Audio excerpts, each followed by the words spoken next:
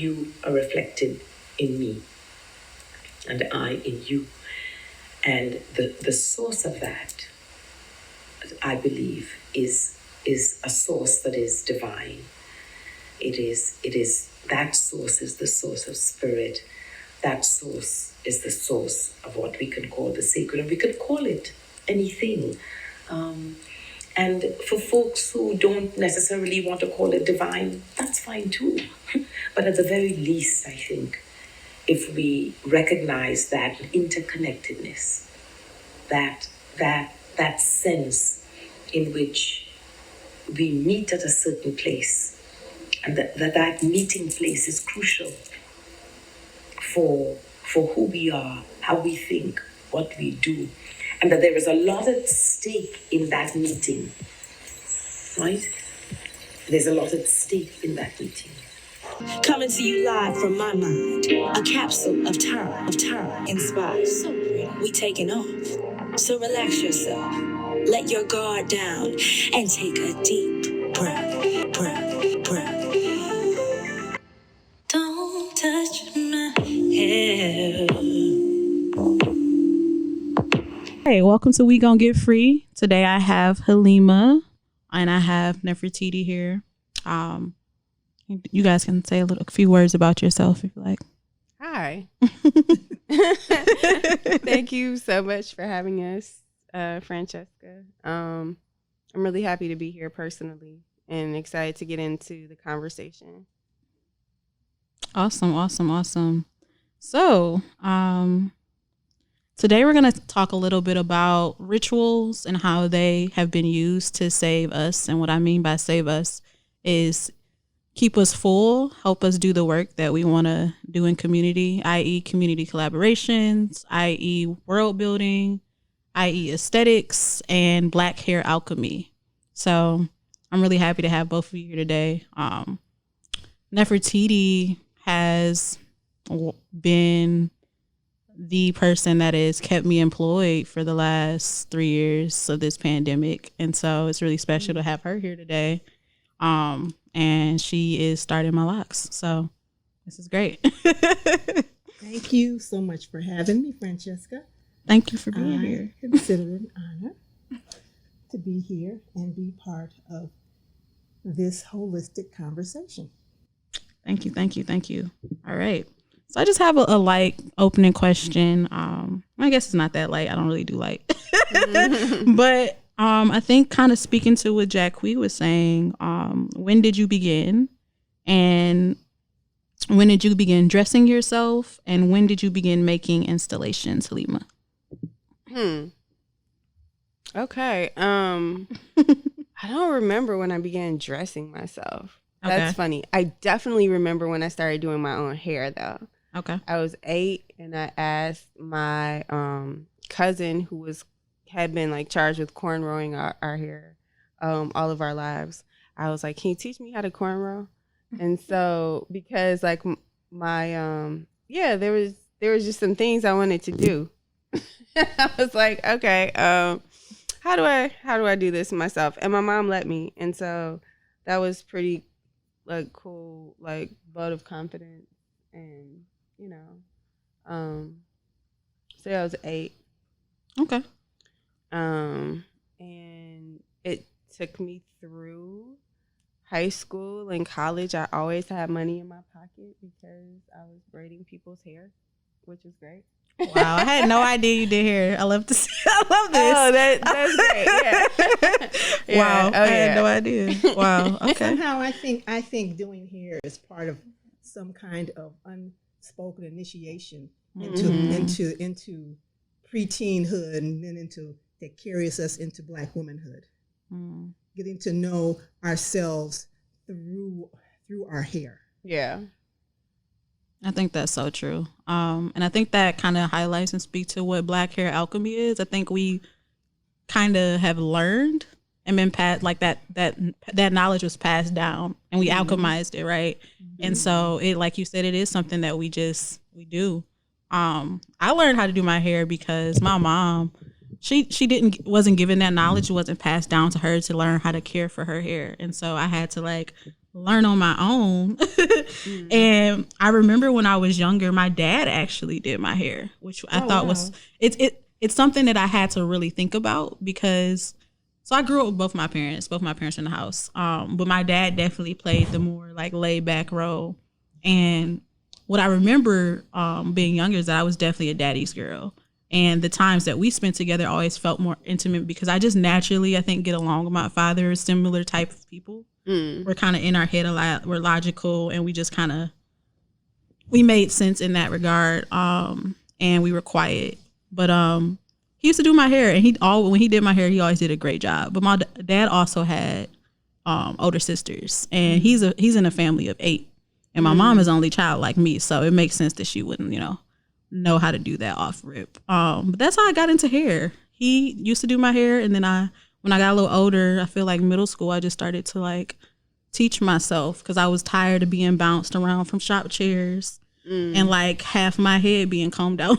I was that kid. So I taught myself, and as I grew and evolved and I got older, I started to like learn other skills, because I was in close proximity to other, I feel like. So let me backtrack. In 2010, I feel like when the natural hair movement got popularized is when I went natural. And so I was in middle school at the time. And I went natural. And so when I got to high school, people still had straight hair, and I had been natural for 3-4 years. Okay.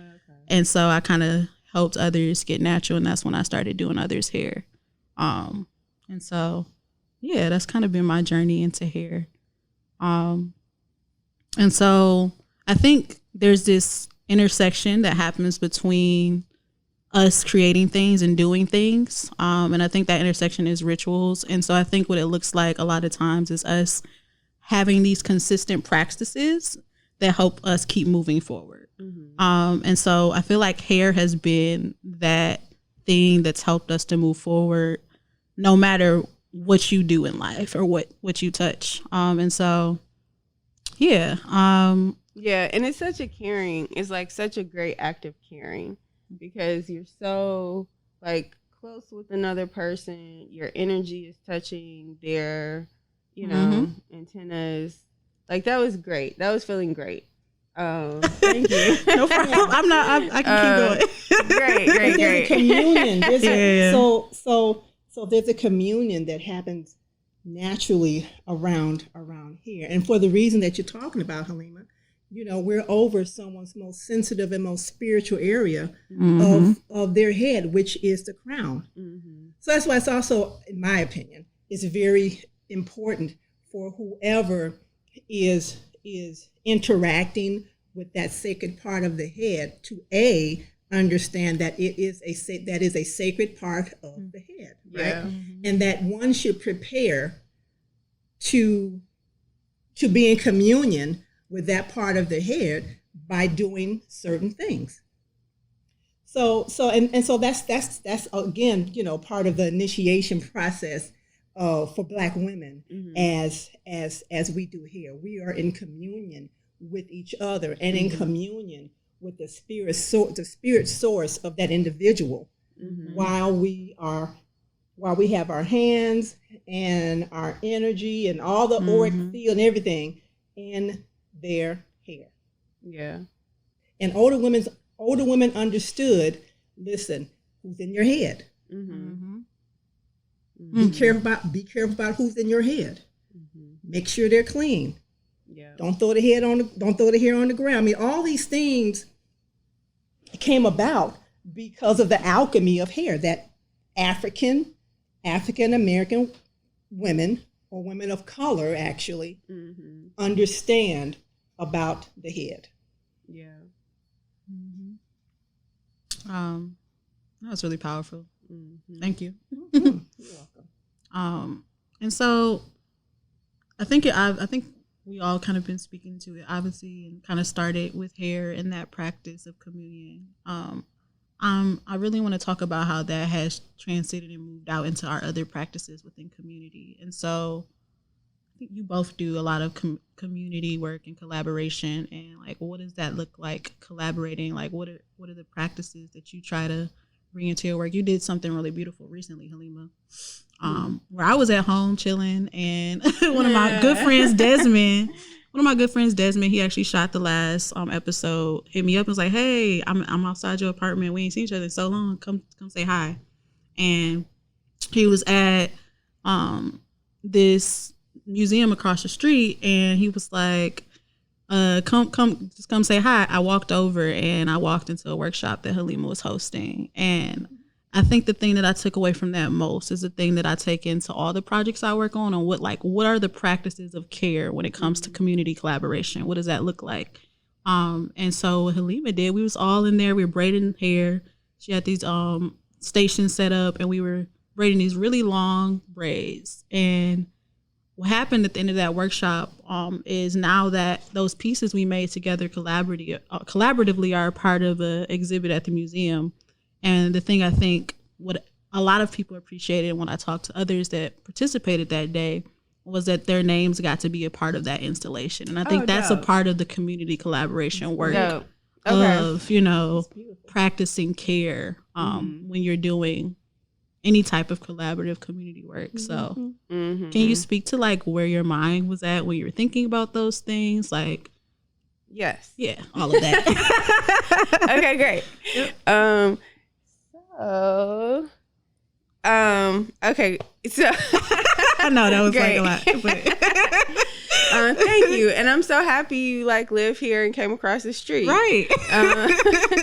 So yeah, I like making things in like collaboration with other people. We good. Okay. Yeah, I like making things in collaboration with other people. I think often like my work has been around that idea of, can we conceive it together? Can we make it or build it or do something together in a space? And then that thing, be either like I used to do murals, people can see that. Children can be reminded of their imagination manifesting into something like on a wall. Or like, I don't know, just that act of doing stuff and making stuff together, more things come out of that. So I typically like to do that. And then I'm thinking a lot about like agreements. How do we share? And yeah, if we make something together, like how do we share in it all together? And on all levels. So like in, making art or relationships or agreements with developments that are moving in the neighborhood. How do we kind of like take stock, think about things, create like solutions and like, hey, this will work for me best. Like let's start there. What works? We know where you're coming from, or we know like if I was in the position of being a participant, what would make me feel great, in a workshop or just kind of rambling, but sharing ownership, sharing decision making, sharing money, or like care. I think that's really important. And the reason why I ask that is just because I want to point of this podcast is so that we can offer strategies to others to like get free and learn the practices of getting free, what that looks like. And I think a big part of our strategy for this first segment of the podcast is intimacy and care and what that looks like. And so it was just, I think the thing that again was highlighted the most in being able to share space with you in that day, even though it was like spontaneous, was that there was so much intention around care. Sweet. So yeah, and I love like having meetings with people, and the person's like stipulation is like it has to feel like a party. Like it has to be food, wine, smoke, or like a space that feels good, or it could be a stroll or whatever. But like, how can we have pleasure when we do our work? For sure, our thought work included. And then on the other side of it, where are we uniquely positioned to care and show care? So I love this meme. I'm going to show it to you, right? So, perfect. Oh crap. Oh no, technology. Damn you're gonna it. have to like send me I'm gonna send a you screen, this meme. like you screen record it so I Okay. can drop it in. I will do that. But basically, Zendaya. All right, everybody hated. What was that movie? Malcolm and Marie, right? Mm-hmm. Worst movie ever. That right? was terrible. So it toxic. was horrible. It was just unnecessary. It was but just after I saw this meme, it's my favorite movie. Wow. Ever in the pandemic. Okay. Zendaya gave her entire film crew 1% equity in her film Malcolm and Marie, so they would earn a bonus. Yes. The film sold to Netflix for $30 million. Each crew member made at least $300K from their equity points. Wow, I had no idea. Me either. Thank you, Black Culture News. Wow. And thank you, Zendaya, and thank you for people thinking about Yes. making agreements that are very like beneficial, but it's the intention about it and the thought about it, right? Like I care about this other person that I'm interacting with. I love that. I think something that I feel like that's a practice that we all know.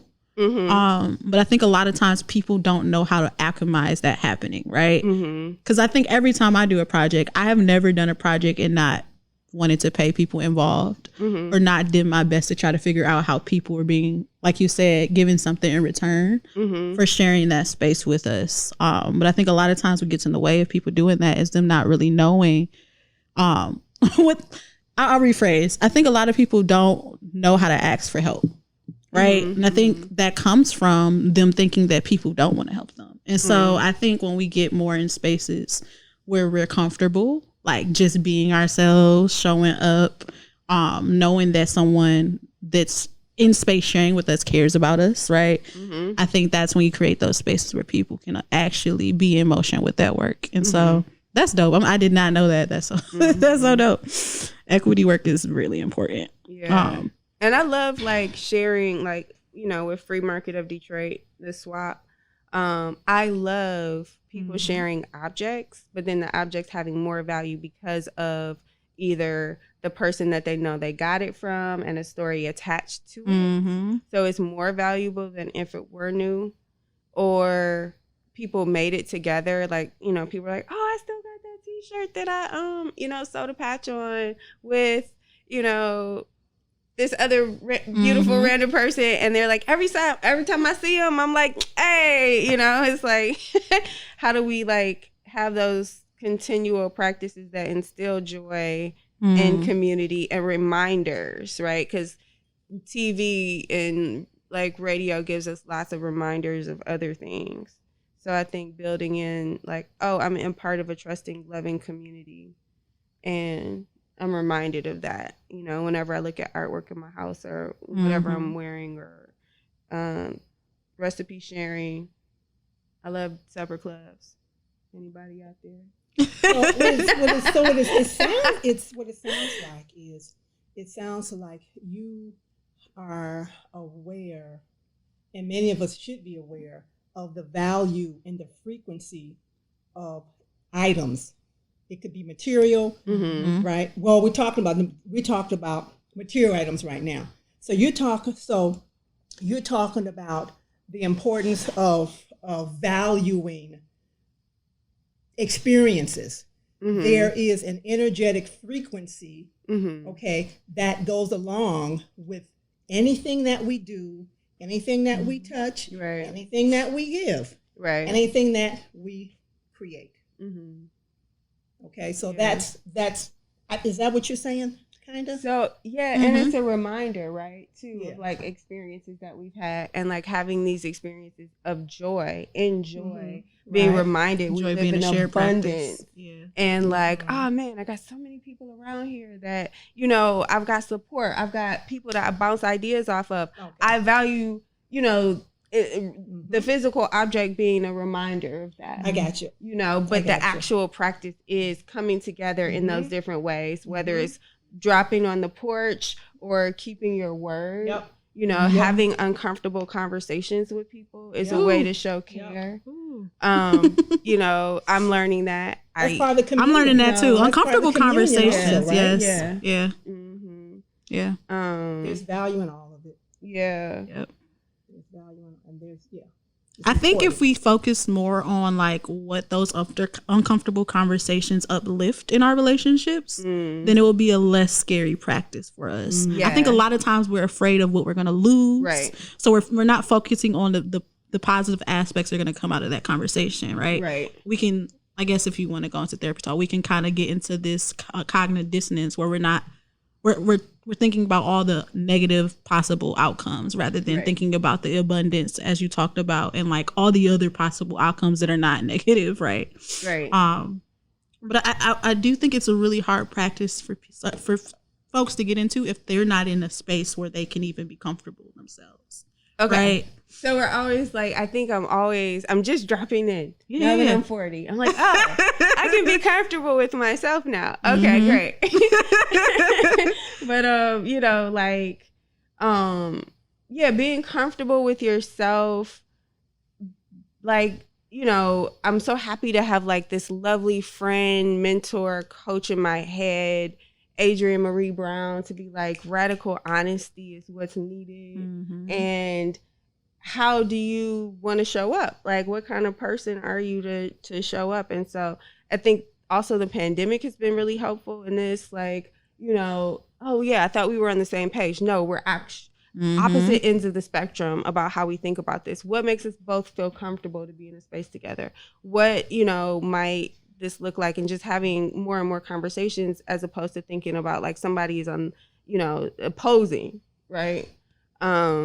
And I just had such a beautiful, like in the last 2 years, space of like new agreements with old friends. And so like what are necessary for those, you know, relationships to be iterative, but at the basis of it, it's like, we're absolutely going to be friends. Yeah, I think I like what you said there, because I think that highlights that we always are going to be in conversation with each other. I think a lot of times when you get a good relationship with someone, you don't think that you're going to have to continue to reintroduce yourself to this person. And so like we're always in conversation with each other and we're always changing. And so why wouldn't our conversations happen ever changingly, right? We're going to have to revisit these things, because we probably have changed parts of ourselves and you don't know that me, right? And so we're going to always have to come back to those conversations. I think this would be a good time to stop and play the community session so that we can respond to those. The relationship one has with their hairstylist is of great importance. Our hair is not only a significant part of our physical identity, it affects us emotionally, mentally, and spiritually. Beyond that, our hair holds so much of the cosmic knowledge that we need access to. Our hair defies gravity because where we come from, there is no gravity. We were given a satellite so that we could always find our way back. That satellite is our crown. Thank you so much for inviting me on this podcast. We Gon Get Free is an incredible name, first and foremost, and for you to have me on one of the first couple of episodes. I feel so honored to be here and to be a part of this community.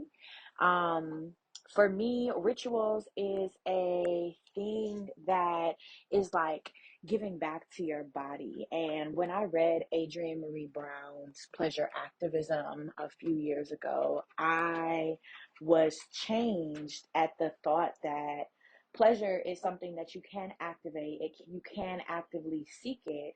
It is something that you can define for yourself. It doesn't have to be something that happens with a partner or a friend. It can be something that you do for you simply because it brings you pleasure. And that practice has changed the way that I think about reading as a form of pleasure.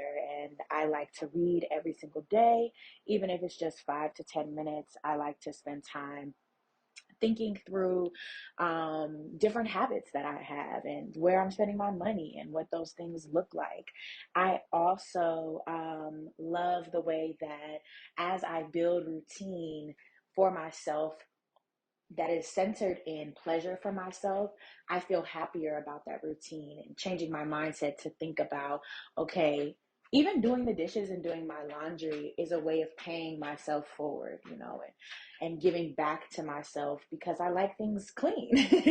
And so some days when you don't feel like doing things, coming back to that ritual that makes you root yourself in pleasure for yourself, whether it's a pleasure in the present form or something that's going to bring you pleasure and joy in the future. You know, I like to say that present Aaron or past Aaron is always looking out for future Aaron, and understanding what brings me pleasure, what brings me joy through this practice of ritual in my day-to-day life has allowed me to show up better for my community, because as I understand myself more, I can have more empathy, more grace, more love for the people who are around me, that I'm building with, that I'm sharing space and time and energy with, that I may not have understood before because I wasn't rooting what I needed or centering what it was that I needed on a day-to-day. And so focusing on self through these rituals, focusing on my care, my joy, my love,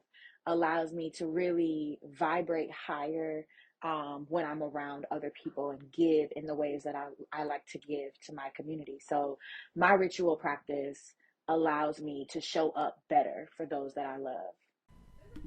So Halima had to step out. She had somewhere to be, and so we had to switch things up. So slight change. But we back. And so are there any rituals that you practice that you feel like speak kind of to what she was saying, that contribute back to Neff being well and okay in the world? You speaking of? Yeah, sorry. You know, it's funny that you asked that, because it was just this, and I've made this commitment to myself more than once, but particularly I made this commitment out loud this weekend. I said that I am committed to surrounding myself with beauty. Beautiful experiences. My house, you know, when it's time for the garden to come up, I'm just committed. Even when I visit other spaces, I am committed to making sure that space is feeding me in some type of way. It is tantalizing my experience. I'm having experience of scent, of sight, of tactile feeling. You know, the vibration that I feel when I go in the space. All of those things contribute, for me, they translate into beauty. And I'm just committed to surrounding myself with beauty, particularly in snow and cold and ice, because I really am not about this at all. So I really make an effort to go to the conservancy in Belle Isle with the plants. That's what I've been doing. Okay, I get that. That's what I've been doing. And it doesn't take a lot of money to do it either. Yeah, I think that's kind of what I was speaking to too, when I was kind of like writing this all out and trying to think about how I wanted to have this conversation, was that I think aesthetics has always been a big part of my ritual practice, like creating spaces and doing my own world building. Like, we're in my home now, and I spend a lot of intentional time in like making sure that the spaces that I exist in on a daily basis are spaces that are reflective of the world that I want to exist in. And I think that really transforms what I'm able to do, how I'm able to be around people. Yeah. You know, when they come into my space, like I'm already intentionally setting a tone for like how we're going to convene, right? I think those things are really important, and they help to remind us of why we're here, what our purpose is in this world. And so I like that. I think right now, like you said, the pandemic has kind of made it a little hard for us to find those things. And so I'm going to take a note from you. Go to the conservatory. That's what I do. That's what I do. I just think of places I can go. Like, okay, so my latest thing has been coffee shops. So I go online and I go on Instagram and I look at coffee shops in Detroit or Metro Detroit, Dearborn, you know, wherever. And I look at their page, and so I make a point to go and visit them, and I sit and, you know, I'm quiet and I may have an experience with the coffee or the tea or the pastry that I'm having, but it is something that is feeding me mind, body, and spirit. Yeah, I really like that. I used to spend quite a bit of time at the conservatory prior to the pandemic. Like you said, it was just a space where you felt like you get away. Yeah. You know, like, traveling and things could be expensive for folks. So I think it's important to remember what those small things we have. I think Belle Isle has held a staple, particularly for our community, the Black community in Detroit, to really just have a space that was for us that we could just get away to. And like, I think something that has always sat with me when it came to ritual work is this phrase, the water remembers. And so every time I'm at Belle Isle, I think of that phrase, and I think about how us, when I say us, Black people, have often found ways to get close to the water. And I think that speaks a lot to our past and our history, but it also speaks to how we heal. And so like I said, I'm gonna take a page in that book and try to go to the conservatory. I haven't been to Belle Isle in like maybe a year and a half. Oh. The last time I went and sat by the water. Yeah, I think world building and gathering and doing that, I think doing that by yourself is very healing, right? But I think also doing that in community with your people is really important too. Yeah, being around like-minded individuals, at the very least, individuals that have set an intention to do such is a powerful thing. It really is. I like to go around. I like to insert myself in spaces where I don't have to do a lot of work to extract the energy that I need that's going to set me on my day, that's going to feed me. And that's what nature does for me. I don't have to sit on a mountain and meditate for 15 hours. I don't have to work for it. I do enough work as it is. The Black woman's life is all about the work. It's all about work. That's all we do. Our so labor. Why can't we just insert ourselves in places of nature, and nature is there to do it for us? It just that nature, that hug, the nature, nurture. So that's what it's here for. It is here to help heal us, and we don't have to do a thing, nothing. Just sit there. I think that's really important. I haven't really had these in-depth conversations with you before, and so I think naturally, which I find really interesting that you haven't. Right, on camera. God. I think I know like little bits and pieces about you, obviously, because I've been in close proximity to you for the last few years. And I know you've done community work in the past, and I know that's something that I think that alchemizing, I think, has been so important to how we got here today and how we move forward. And so for someone that has you know what, I'm not even gonna phrase it that way, because I feel like a lot of us do community work, right? We might not just know what to call what we're doing. Exactly. But for folks who feel like they haven't done anything or want to get involved, what type of advice would you have to someone to be in this work? To be in work, well, you know what? For me, to be in work with community actually starts with being in work with yourself. Because if you don't start to peel back the layers of yourself, where does the healing begin? The healing begins with self, and it's an ongoing process. And you can just, now I'm not going to say you can just figure it out, because it's a lot more complex than that. It just depends on the person. I can only speak for myself, right? So for me, it's multi-layered. It's seeing a therapist. It's being a part of community groups that are dedicated to having conversation that lead to healing. It is living a purposeful life, whatever that is for someone else. But for me, it is raising a family, raising children, beautiful human beings, and helping others do the same. It is counseling those that need my services. So one thing that I do that we haven't mentioned is I am a reader. So I do intuitive reading. I've been doing readings for quite some. I've been offering the service of spiritual counseling for a number of years. I don't advertise it, but it is something that I do. So it's offering that, is delving deeper and into spirit. I think you want you to move closer to the It's delving deeper into sorry about that, y'all. I was all over the place. So anyway, I was talking about how there's something that I don't advertise much, is the fact that I do offer spiritual counseling, and I have for a number of years. And I don't make a big to-do of it. That is part of what you call my ministry. It's part of what I do. It's part of how I share my gift.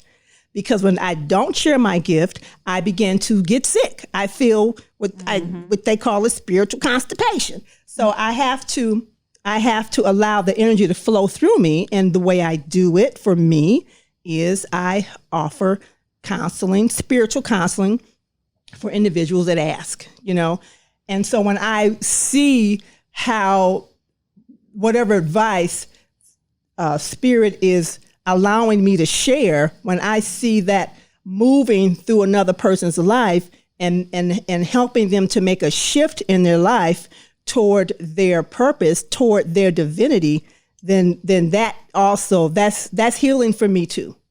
So it's just different for different people. That's what it is for me. Okay. Yeah. Yeah, I think, like I said, I think a lot of times people can get so intimidated by the idea that they are responsible to someone outside of themselves when they feel like they can't even be responsible to themselves. Yeah. And so I think a lot of times, especially because community work can look like so many different things, right? Yeah. I think a lot of that can be intimidating for someone to like feel like that they have something to offer.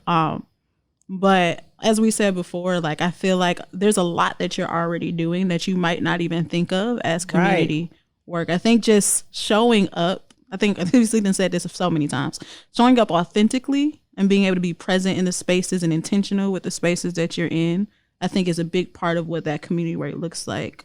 Because it can completely transform how you experience being in that space with that person.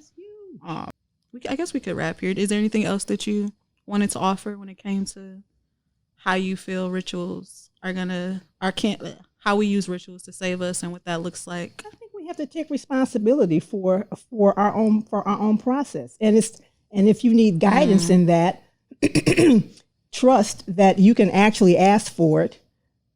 And if you're asking from your so miracles are when the head and the heart are in alignment, or manifestation. I'm sorry.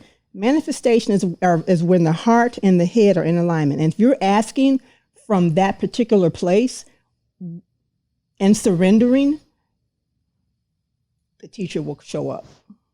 The way will show up. The way will show up. And you got to trust it when you see it.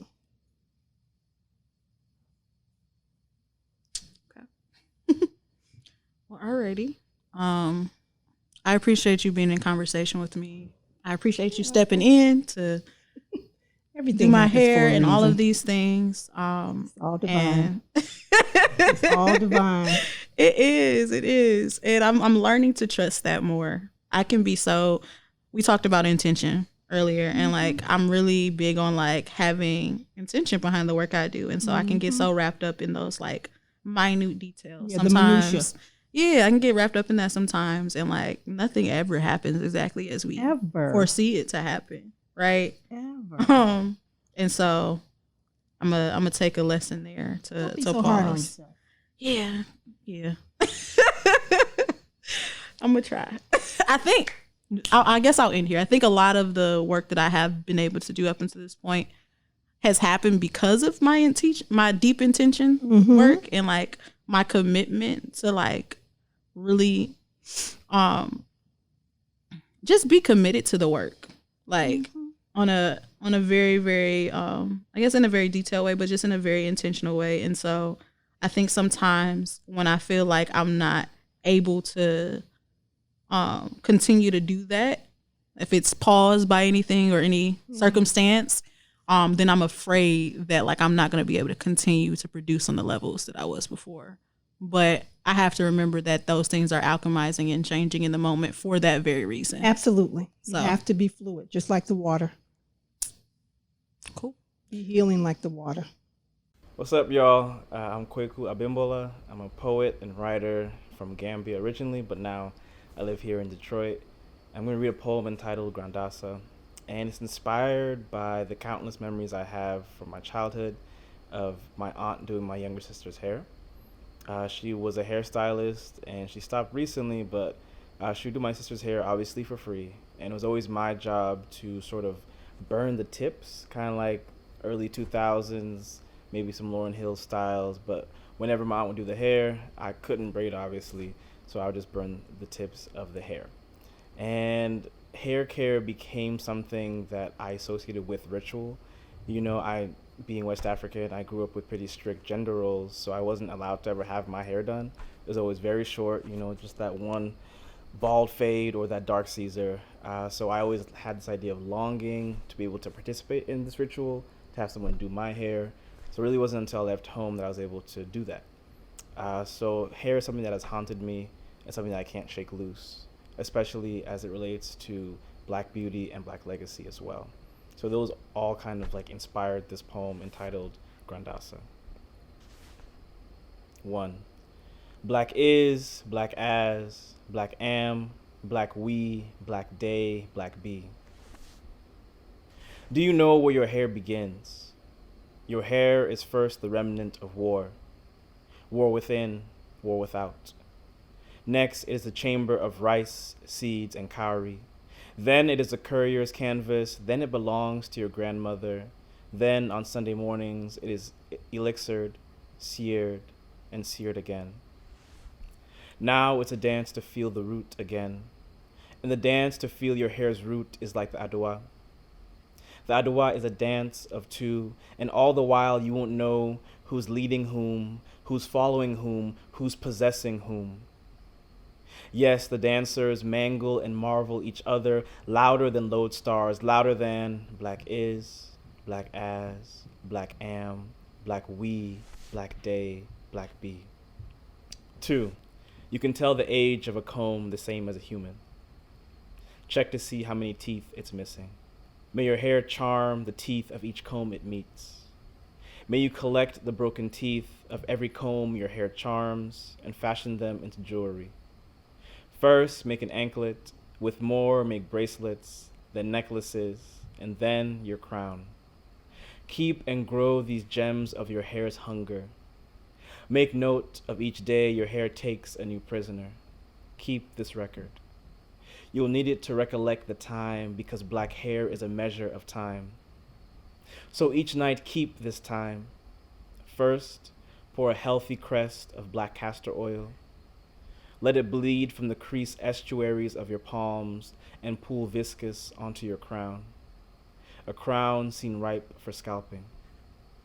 You'll still anoint yourself each night, seeping these curls from spire to root, coating each coil equally.